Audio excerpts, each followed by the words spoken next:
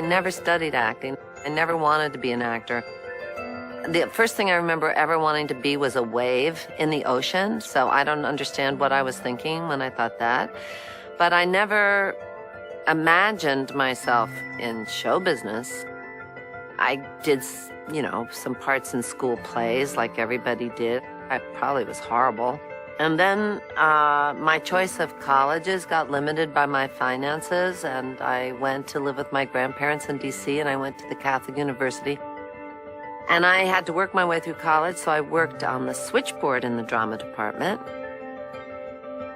But at one point, they did put me as a lady in waiting in some Shakespearean something, so I walked across the stage, and there was a reaction when I did that, and I thought that was kind of interesting.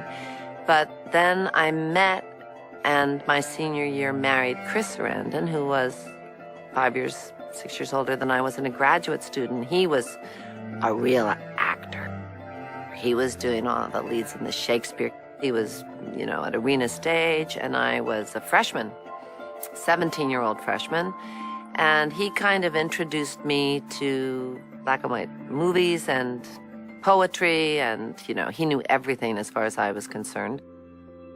But he was at the Long Wharf Theater doing a play, and someone saw him, and they said, why don't you come in and audition for, it was a film called Joe, and they'd been trying to cast it forever. And so he needed someone to read with him, and I read with him. And they said, well, why don't you both come back? They asked me to do an improv. I asked them what that was. I did it, and they told me to wait a minute. They came back in, and they said, all right, we want you to do this. And I said, well, this is really funny.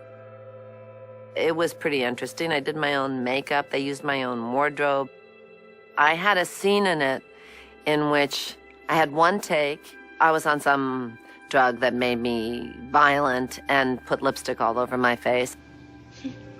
We were filming on 14th Street in one of those cheap kind of stores, and I got to trash the place. Hey, wait a minute!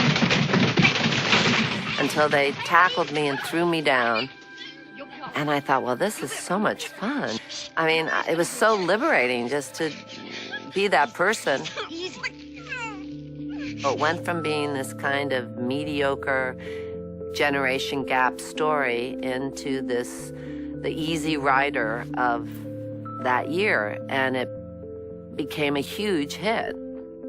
And then the next thing I went up for was a soap opera, and I got that. That was called A World Apart. And I just kept getting things. And little by little I learned, and after about 10 years I thought, I guess this is what I do.